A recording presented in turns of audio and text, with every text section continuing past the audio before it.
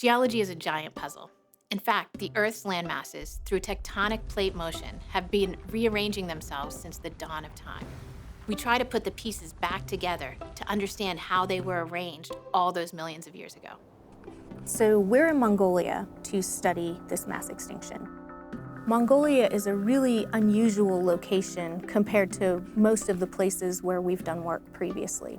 Mongolia, even though it is one big landmass today, used to be a series of small islands, and they all got piled on top of each other into one big amalgamated unit. So if we can study this mass extinction on the coastlines of these little islands versus the coastlines of huge continents, we're going to get a better sense of what animals were living and how the extinction may have affected these animals. Geologists studying mass extinctions usually focus on areas that used to be under the sea.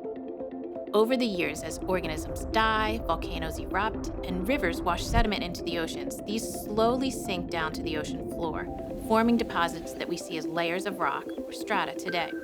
They're like pages of a book telling us what happened all those years ago.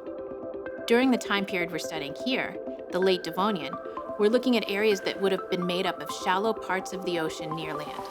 Just like today, that's where much of the marine life was from.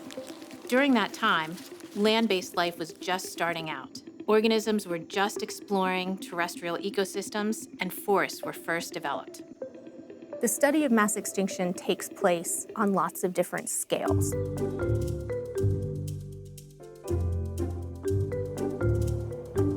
At the kilometer scale, we have people doing large-scale mapping and piecing together how the land moved over time.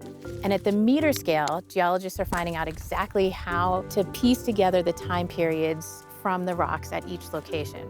At the centimeter scale, we can look at each layer, looking for changes from layer to layer over time. And sometimes there are millions of years between layers. At the atomic scale, we can see things like carbon content, carbon dioxide cement, and even the signature of what the oceans were like at that time. When you're investigating a geologic problem, there's a role for everybody to play.